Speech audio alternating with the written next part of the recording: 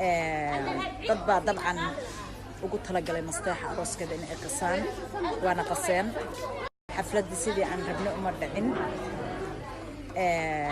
dad baa dabcan ugu talagalay masteexa arooskada in ay qasaan waana qaseen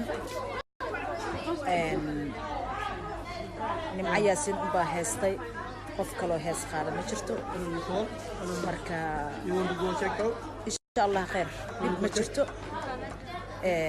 xafladana sidaas lagu joojiyay waa kaasa ma jeedin dadkii oo dhan booliiska imaaday marka على عياري واجلين دم طبعا وحوي إن شاء الله أنت كم تجوجين أنك كله وحوي إن شاء الله نستحوا والله دقيقة أنا هدوء الله يدمر. أكمل وصل العينات لكن الحمد لله استقبل هبي. اسكوي هبي. مسكين ولا نستحي عنده هن يكيد جبين أروسكي الله يوي.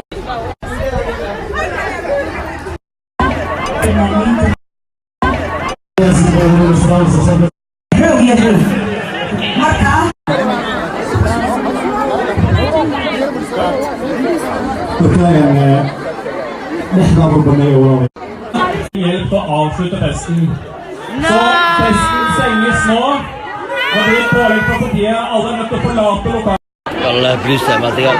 حاضر الله عليه بوليس والإنجليز السلام. يا دكتور فريس وقصة. طلبوا الفريس. ما كان قرار كتير بابا فريسون. كان حقيقي ما فريسون.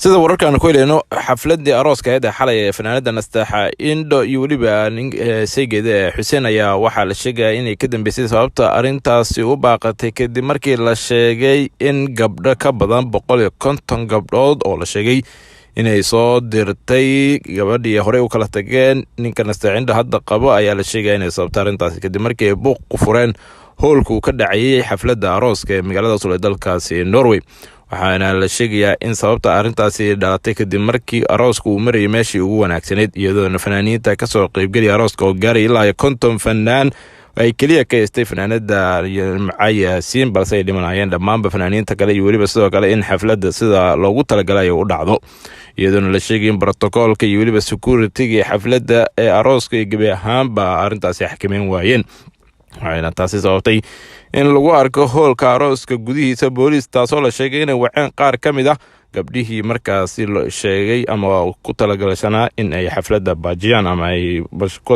dhigeen arintaasi waxayna arinta keentay in ay yimaadaan booliis isla markaasna ay gabi ahaanba xafladda saasi ku baaqatay